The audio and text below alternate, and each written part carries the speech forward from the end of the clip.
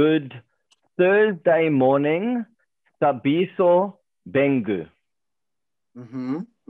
Yes. How are you?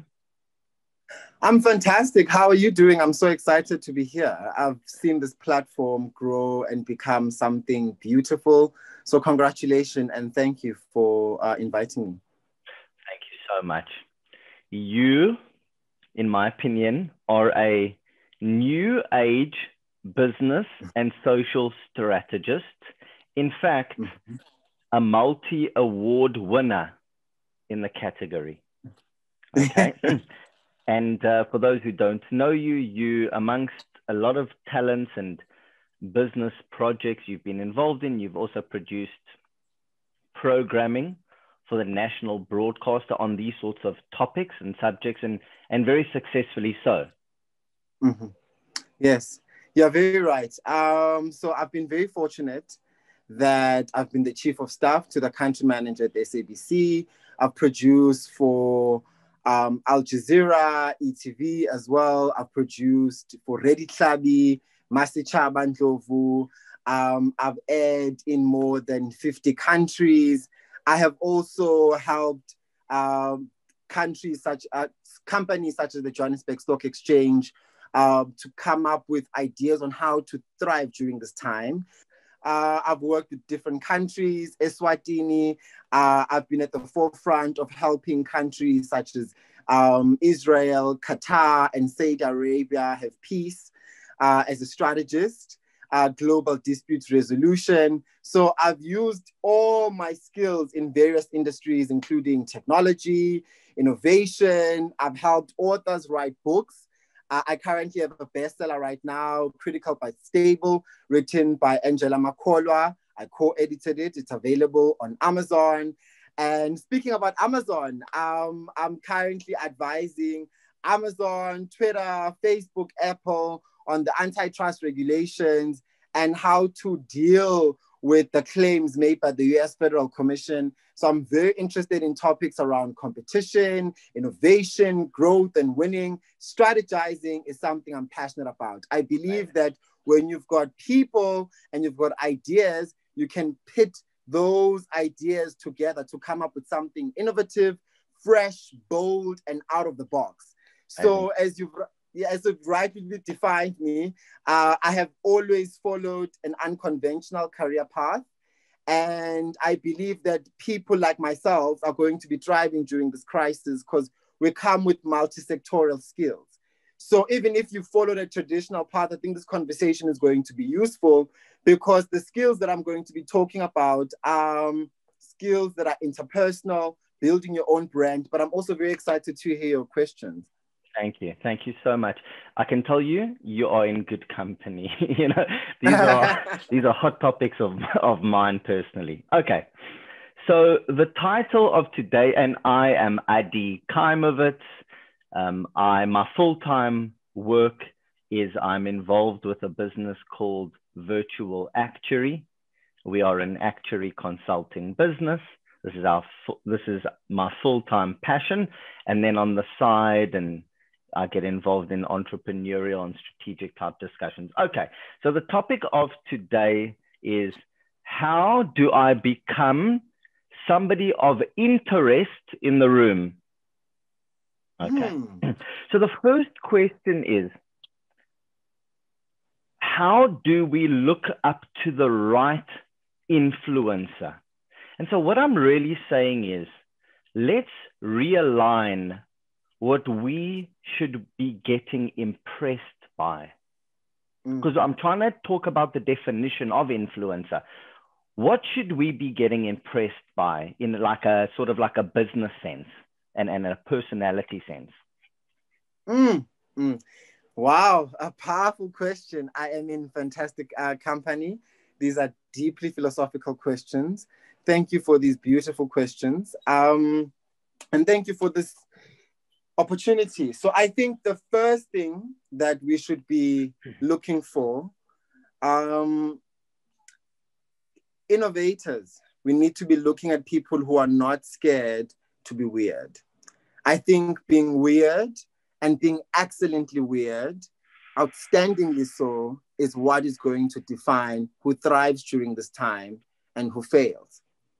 So The Road Less Taken by Robert Frost, I think, comes as a poem in this moment to answer this question. Because it helps us to say, when other people are going this side, go the other way. So we need to be looking at business leaders who are not scared of taking principled decisions. And because right now everyone is trying to be corrupt, we see through the PwC report that corporate crimes in South Africa are very high. So the unconventional route right now is saying, I'm going to be a man of integrity and I'm going to be a man of excellence. Right now, that's being weird, because we are also inheriting the world of the coronavirus at a time where there's a political and economic climate that exists. And at the same time, one has to thrive during this time. So we should be looking at leaders who face crisis with humility. People who are able to identify with their subordinates and those who are around them and get inspiration from them. I'm such a huge proponent of the tool journey mapping because it forces you to engage with everyone and from every person in every walk of life. It says, how far does my product go and how do people use it? If I've got a product, how do people in Umhlanga engage it? How do people in the township engage this product? And what are the strategic areas of values I could build on to sustain a market, to grow my market share, to beat my competition, to win and to thrive? Beautiful. Because at the core of business, at the end of the day, it is about thriving, it is about winning, even though we are talking about social good, but at the core of business, it's about success.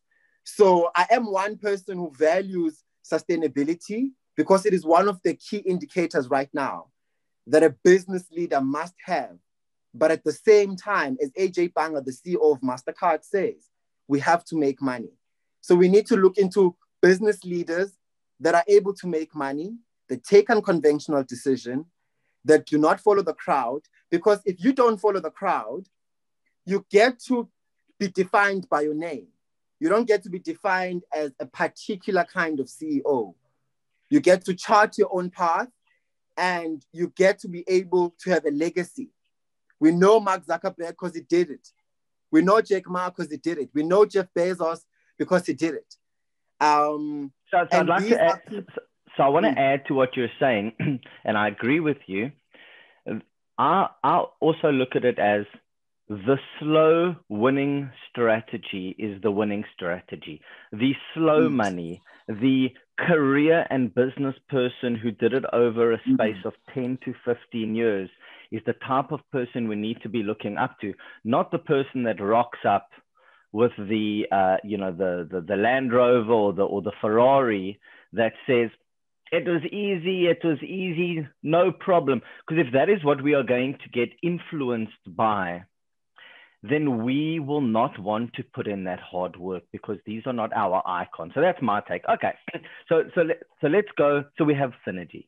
Okay, so let's go to the next question, and it is as follows: how does one go about setting the path towards being a person of influence? Excellent question, Adi. Thank you. I think there are rules that can help us. However, I'm just going to touch on one of the rules that is my favorite. I think you must scout for people's anxieties and calm them. What do I mean by that? If you meet a billionaire, chances are they're not asking money from you unless you're an investor. So how can you be of interest to someone that powerful? So you need deep listening. You need to be able to think. You need to be able to understand that every person that you meet has a story, is dealing with some kind of pain, is struggling with some kind of question, is dealing with grief, and you speak to that. I have developed networks that are powerful in the world through that. because people are able to, they get dethroned. So them being a billionaire stops mattering because now you're talking about a problem that makes them human. And thus you can make an impact. And thus you can be able to have a relationship that's also defined outside of being self-centered. People are very scared and people are wounded. People close off from people who they think they're only interested in themselves. So the key is about identifying problems and presenting solutions from your own experience. And then when you start to be creative about the problems that you can solve, and you look at your realistic expectation, you look at what you have, you apply that, and you reiterate your authority in that field, you gain trust. Because you become a person of interest by gaining people's trust. That's the only way. That's the power. So how do you gain trust? You also have to reiterate your authority. You have to say, I'm an expert in this. I'm good in this. I excel in this field. I've got something to say because I have identified it in my life and I've executed it. I may not have billions like you. I may not have millions.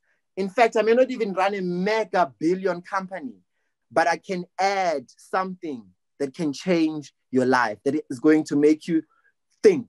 Because if you meet Jeff Bezos, for instance, in 2019, at the helm of his divorce with Mackenzie Bezos, he doesn't care about your greatest idea that's going to change Amazon. He's hurting. He's a human being.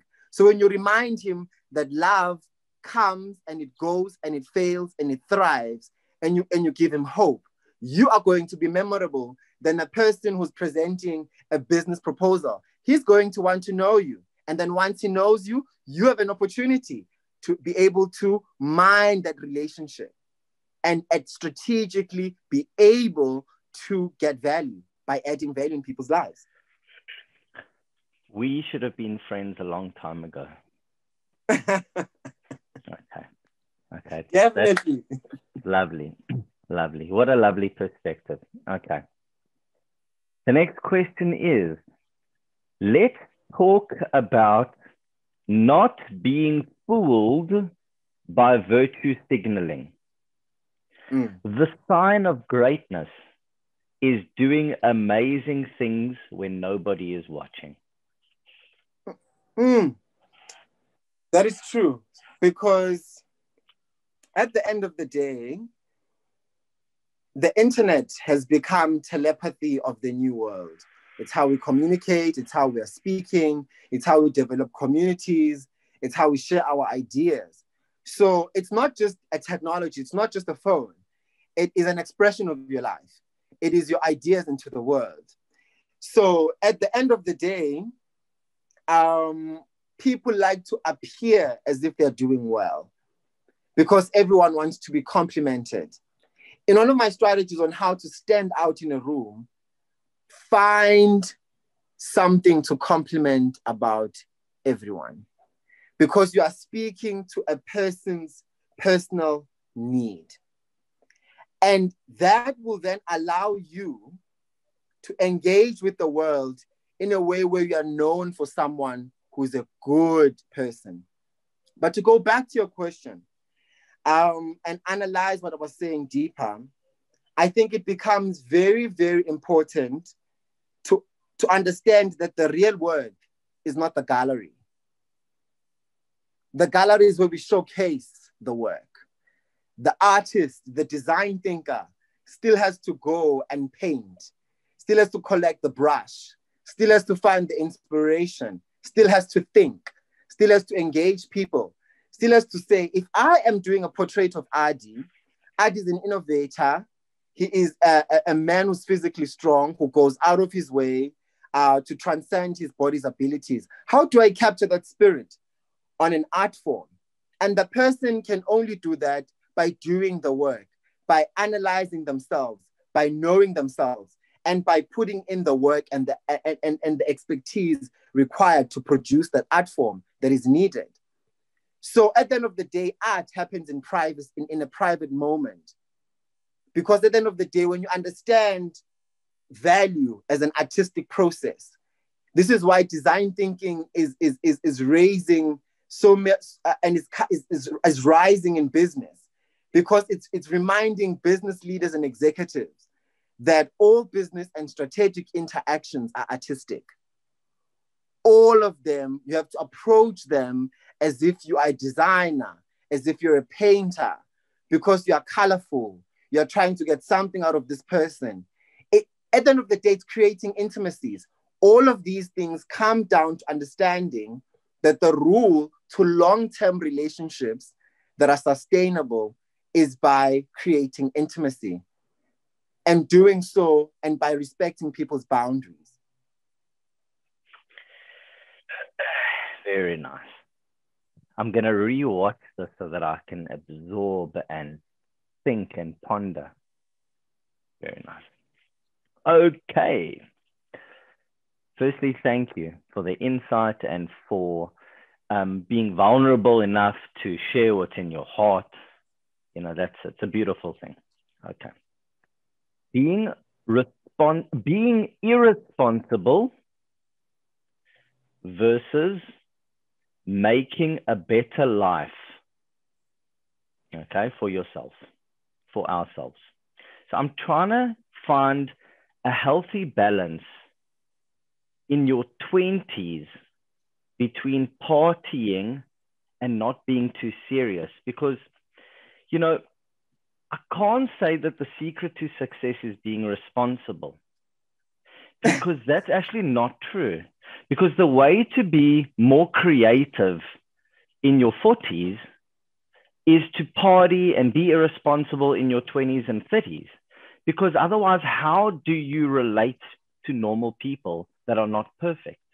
You have to have some level of irresponsibility. So I just thought maybe we could just share some insight about the balance in your 20s and 30s between being irresponsible and partying and being who you always wanted to be when you were living in your parents' house, to then becoming a little bit more serious later on in life. Because nobody likes a sour person. I think fantastic question. But just to draw it and synthesize it further to the topic of today, I think that we need to know where people mine their diamonds. By that, I mean, we need to understand people's passions, because people's passions are what empowers people. To have power in a room, you need to know people's passions, because their passions have already conquered them. So once you can gain insight on passions, and you also understand your own passions, then you know where to be irresponsible, because you succumb to the willness of your passion. So my irresponsible behavior, I'm a dancer. So every day before I wake up, I dance. And I'm a fantastic dancer. I do a full choreography. I've got music. It's what pumps me. There's no day in my life that has me, unless I'm sick, there's no sun, there's no sky that has seen me wake up without dancing. It's how I begin my day. It's my irresponsibility. And I know it, and I'm willing to spend time on it. So I don't answer phone calls during that time. That's the balance, right? And it's also my party trick, because when I'm in a room and I want to network, you dance with the most beautiful girl. You dance with the most interesting person, because people love movement. It's intimacy. It's relationship building. It's a strength. So you invest in your body. And so that passion overempowers me. And so I'm not boring. But at the same time, I'm not in a club every weekend. But I'm still in a virtual simulation of a club, which is my own space. And I'm able to think, I'm able to use that as a form of meditation, which is a powerful thing that Satya Nadella always speaks about, the CEO of Microsoft, which is mindfulness, the ability to know your body, the ability to connect with your mind. And the danger of not being able to do that, Tony, the guy who sold his company to Amazon, he got to a point where his irresponsibility was self-destructive. He was into fire. He was into lighting candles. He was into playing with with fire on his body. He lit 1,000 candles in his house, and they burned him, and he died. So he was not a boring person. He could do these amazing tricks. People loved him. He networked, was friends with the Bill Gates, but we need a threshold, and irresponsibility is going to come naturally because we are not perfect human beings. And it's about mining it to get deeper insights about yourself, about how you think, how people engage with your energy, and how best you can be able to maximize that for your own strategic interactions. So I like what you're saying a lot, because I try to recapture that fire from my 20s. I'm 42 now. Wow. And I You look 36. You look young. You look like you can still, drink and party all night. Thank you. I go to sleep relatively early. I have a home gym, no smoking, no drinking. And so what I do is, for my fire, is I've been kite surfing for 7 years. Wow. And in fact, recently I bought myself an off-road motocross bike, a 250. I mean, that thing is beyond dangerous. It's so powerful, purely off-road. I mean, if you crank that throttle, it's dangerous. It's thrilling. And so what happens is that it's the same as the kite surfing. It's blowing 35 knots. You're petrified because you're going into a scary environment. There's big waves. The wind's pumping. The margin for error is small. The consequences of making a mistake are big. But when you can capture that and control it, and then come back onto the beach and daddy comes home. Okay, so obviously I control it by not trying to do certain things in the air. The youngsters, the 18, 19, 20-year-olds, they're doing hula hoops and spins, and I do spins, but not like them. So I control it, but I still harness the energy. And then on the bike, it's the same story. I get to go out and be extreme with the bike, but I don't try to crash and push the limits too much. So what that does for me is it allows me to take that passion for danger and harness it, so that when I'm sitting in a boardroom and we're talking about a globalization strategy into Australia or the US or the UK, and we are asked, can we pull this off? It's an unequivocal, I've done this a million times before.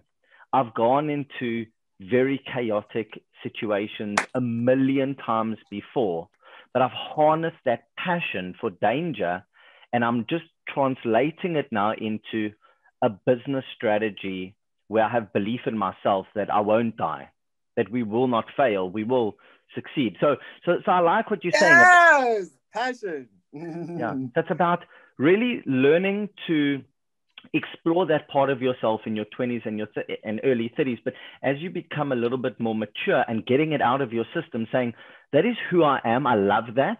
How can I box that and harness that and bottle it so that I can take that into my life without being in the clubs until 4 a.m? Okay, I love to dance.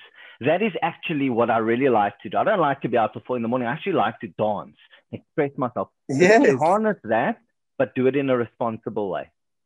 Yes, it's about that, because I've been very fortunate that my life's timeline is very skewed, because I finished school when I was like 16, 15. Then I went to varsity at that time. So I've always grown around old people. And so I had to get a lot of steam out very quickly. And I've also been fortunate enough to be afforded limelight, media, events, exclusive interviews, up close. So that spirit, I had to enjoy it. I had to exhaust it. But when I had to strive now as a strategist, I had to find a way of bottling it in ways that you say. I actually love to dance. I actually don't want to be up at 4 a.m. But I can be up at 4 a.m. if it involves movement and dance. But I then need to be able to know, what am I getting out of this? Before this conversation, best believe I danced, and I had to think, how can I even make my words dance? So when I speak, it's the same technique. And when I say, how do you make yourself a person of interest in the room? You speak to people's deep passions. So if someone came in a room and it's a boring event and someone is giving a talk about the economic downfall of South Africa, and they came and spoke about kite surfing, your eyes would light up naturally. And that person, you would remember that person more than some person who says, I'm a young actuary and I need a scholarship. And even though it's an honorable desire and a great pitch to make to a CEO, but it's not as fun, it's not as thrilling. So that's why having a deep multicultural understanding is very important. There must never be anything too black, too white for you, because you never know who's in a position of power. You know, you need to be able to be in a room and be comfortable to explore within your own boundaries, but be inquisitive. So you need to go to India and be part of India and not feel like a tourist. Be remembered as someone who came and became a family member, because that's when the power lies. Because then you have people who can speak on your behalf even when you're not there. Because the funny part is that in life, the most powerful decisions happen when we are not there. So we almost need to have agents who can best encapsulate that energy, who can say, Adi is someone who is a risk taker, but who does it within confines of reasons and logic. And it does that every single day in a scary sport I would never do. But admire, right? So it's understanding that. Beautiful. Lovely. And what helps is that my wife is a third Dan black belt karate. Mm-hmm. Okay. And so she knows, she understands, like when I bought the bike, it wasn't about my wife's going to hate me.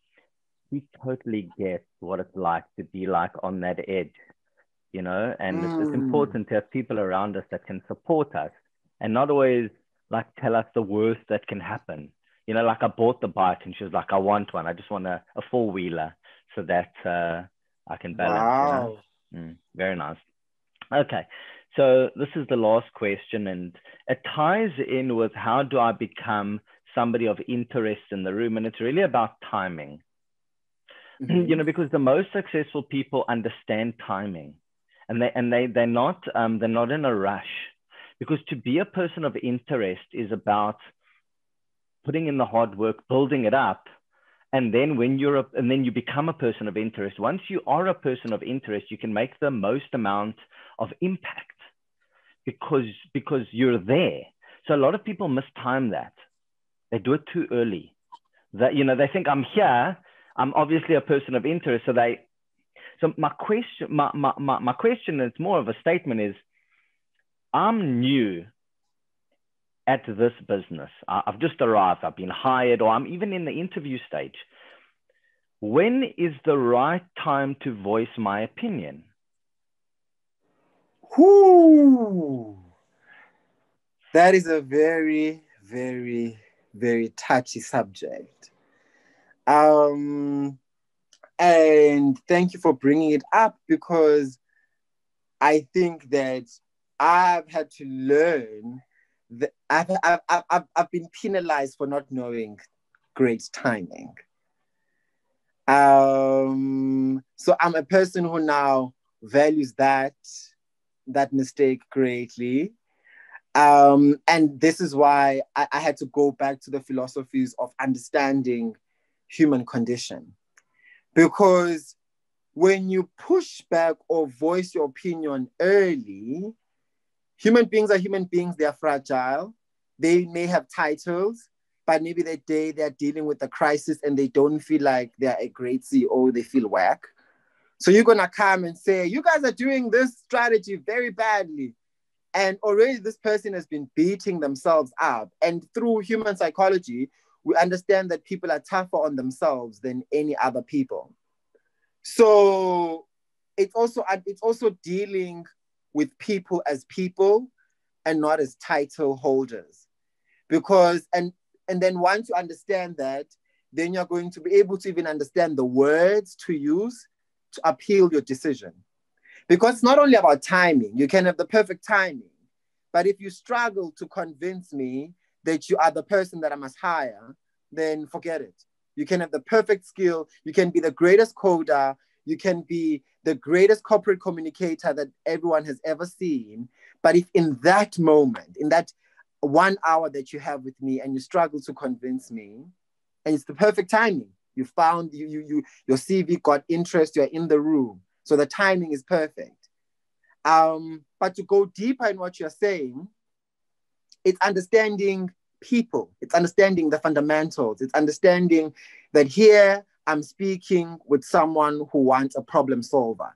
And if they want a problem solver, then they're struggling with problems. So I need to be sensitive, because you can push back at any stage, actually. Because sometimes it's the disruptors who push back early that are remembered. But it's about doing so cleverly.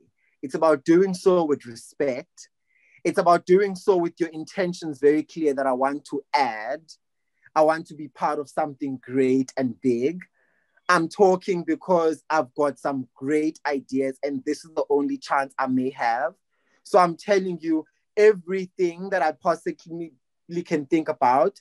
But also, whilst we are doing that, we need to be very careful not to undersell our ideas by over pitching, by overselling ourselves. Because people also like quality. People like Gucci. Those brands are aspirational because they cost a lot of money. So if within your strategy, the client still feels like there's something to gain knowing the person, you know, the third time, the fourth time. So it's like a candy, you know, it's understanding the diminishing marginal return, that the first candy is nice. The fourth one is not so great.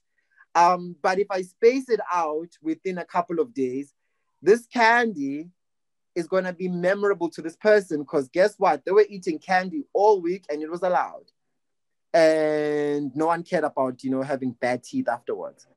So it's understanding those human flaws we have. It's understanding bias. It's also understanding that I need to gain a person's trust before I disrupt, before I break.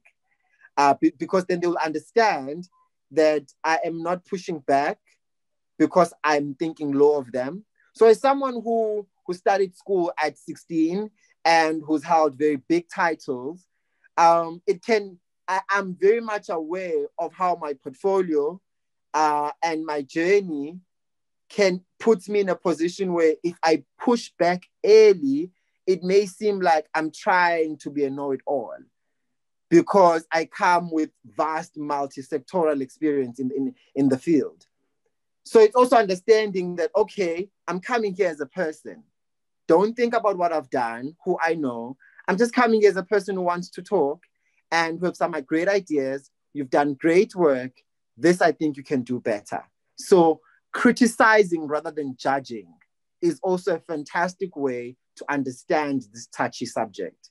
Because when you're judging, then you're not adding value. But if you are criticizing, you are adding value, and you're demonstrating that by even the way you use your words and the right timing. Yeah, so to add to that, what you want to have is a seat at the table. Now, what often can happen is people don't get the opportunity to have a seat at the table because they voice their opinion so early that people are like, oh, this person's going to come in here and they're going to like try and tell us all what to do. And you haven't earned their trust yet. And so the smart move is to understand that sometimes you want to give your opinion when you're asked for it. You know, like I'm talking about building a career in a big corporate. Is the real quality stuff happens at the big table. And sometimes you're not going to get promoted to come to the big table if they feel that you are too opinionated. So you've actually lost your opportunity to add value and influence because you blew it too early. And so it's kind of like you want to come in, you want to earn that seat at the table. When you're there, then you can whisper in people's ears to say, you know, I now understand the culture here. I understand as a business what we're trying to achieve and what was the founding principles of how we even got to this point. So while I'm here, if I may, I'd like to mention this is what I think. Because in that way, you are voicing your opinion. You have a voice. So a lot of people get that wrong. They try and voice it too early, but their voice has no power. So that's why if you want to be a person of influence, you need to understand that in order to be influential, you have to have power. And sometimes in order to have power, you have to not voice your opinion for a while until you get that seat at the table. Because once you get that seat at the table, break free, like go crazy, like use your power. But if you do it too early, you'll never get that power. You're just a keyboard warrior. So that's why, like, I talk about restraining yourself until you have that power. And unfortunately, it's not what people want to hear. We're in the instant gratification time. And however, you know, if you first build the business, then sit at the World Economic Forum and talk about how business in general in this country is succeeding.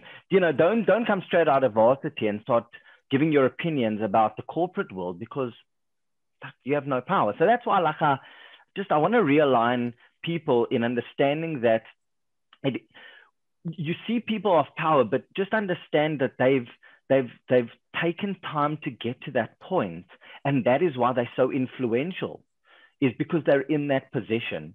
So sometimes it's better to just be strategic and plan it and hold yourself back, because when your time comes, it will come.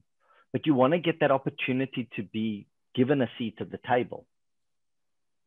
That is very, very powerful. I think that is also Jack Ma's lesson when engaging with China's regulators.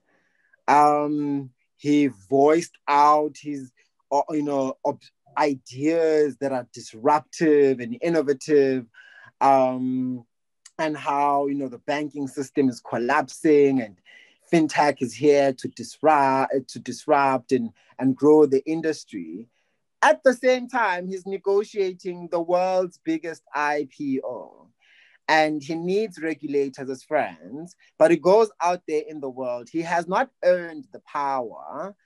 And it's also understanding that the power sometimes is right in front of you. And because it's in front of you, does not mean you've earned it or you've grasped it or you've touched it or the IPO has been signed. So you need to still engage with the world as if the IPO is not signed. So you still go out there, and you say something great as one of the principles we mentioned today. So find something nice about China's regulators and affirm that. Because then now what they did is they pushed back and they even put him in a corner where they not only took away the IPO, but they're also making an antitrust charge against him and they want to repossess the business.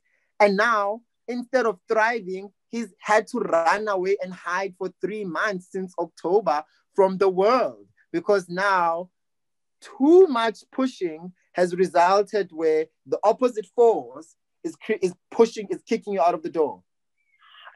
100%. That's exactly what I'm talking about. Such a lesson, isn't it? So it's a big lesson. It's like $100 billion lesson. Yeah. And I've got my own personal lesson that I can't mention because of. I got goosebumps. because you wanna be an expert in that timing. It just goes to show you never stop learning. You never become amazing at everything. And that is why, like, imagine someone that sat him down, like, while eating a sandwich to say, oh, hey, I see you're don't blow it. You got a good thing going. Just wait for your opportunity. Like, imagine someone had just said that to him and he was like, that's actually a very good point. He's going to remember that person. And funny enough, he's got a similar story like that with the receptionist. And he ended up making that receptionist one of Alibaba's shareholders. And the receptionist has been with Jack Ma since forever, because the receptionist came and gave similar kind of personal advice that you're saying, because it's been a lesson for him. And I guess it's at a point where it was $100 billion, he blew it. And let me tell you the oxymoron, why that is. Let me tell you the source, the root of it. So there's a conundrum in business that comes from biases, that if you are young, Black, or different, think of any kind of different, that you are not educated, you don't have the degree to start the actuarial degree, whatever the outlier position actually is, it forces you to a point where you feel like you have to demonstrate your excellence even in moments when you shouldn't. You should voice out your intelligence even in moments where you shouldn't, because you're sitting on this deep anxiety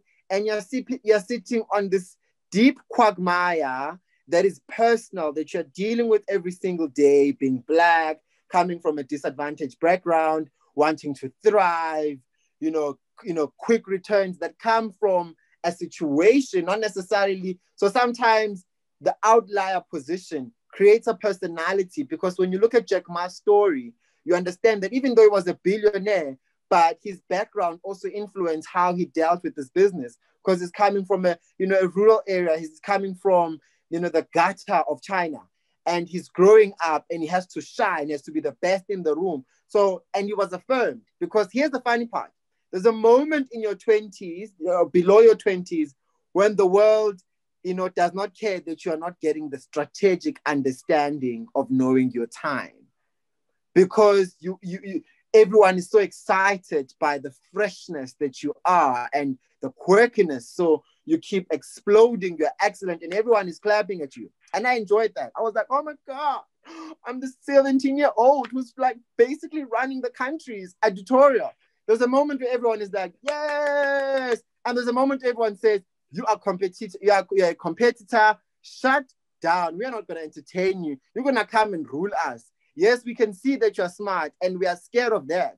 So it's about earning that, even your intelligence, your journey of being an outlier that makes you so brilliant that you can start a company and, you don't even know the prime 10 number of, consecutive of digit E, which is, the question that Google asked when they're looking for coders.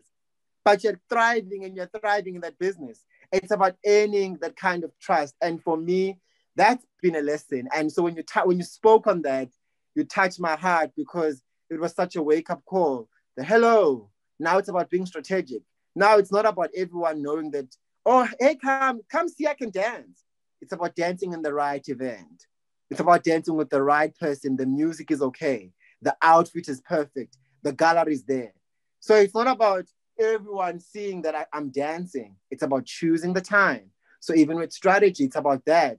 And it's so boring, because it means that you have to sit with inspiration and excitement and bottle it and cook it, because the human instinct, when you find something great, is to share it. But Beyonce is one of the biggest global stars. And not because she can sing well than others.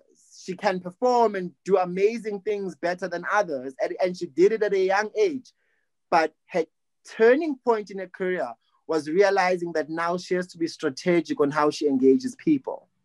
People have moved from a point of clapping for her because she's young and great.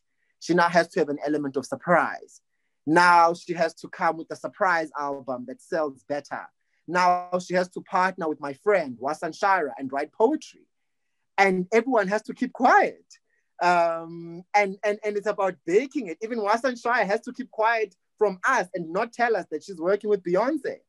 So it's about knowing that and understanding that. And what a tough lesson when you are used to compliments, when you love compliments, when you like to stand out, when the world also paradoxically forces you to be the best. It's also about knowing when not to, demonstrate that. Be affirmed within your own power. that you do not need to constantly prove to people that you're great. That's how you build authority. You build authority by being respectable, by earning trust, by earning your stripes, but you don't have to constantly be dancing. Amazing. I think what I'm going to do is I'm going to send you a document that the Gibbs University can use this talk. You know, we must agree that Gibbs University can use this talk in their MBA program. Oh, fantastic. No, I'm joking. But, you know, the reality is I think we've come full circle. I think what we've discussed is, how do I become somebody of interest in the room? And I want to thank you, Thabiso. You know, I've thoroughly enjoyed the conversation, the insight, the energy, the love, and the lessons. I don't think it's a coincidence that love and lesson starts with L. You know, because I think that in fact,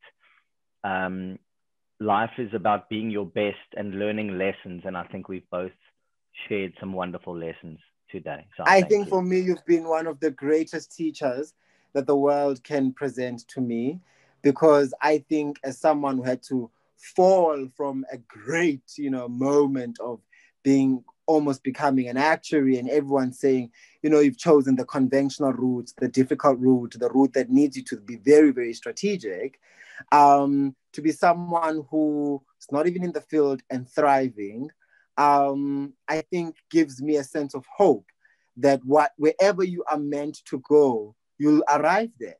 Because, you know, you may not be a fellow, but you are as intelligent, strategic, wise as any other actuary that I've ever met. So I think for me, that sense of power is solidified by many different things. And I think it shows the fluidity and the possibility of the world. And I think this conversation should and must inspire those who are are interested in out of the box thinking, because I think your journey exemplifies that. Lovely. So much to say. I send you love, and I look forward to being in touch. Take care, my friend. Take care, my friend. Please be in touch. Ciao, ciao. Bye. Ciao, ciao. Bye.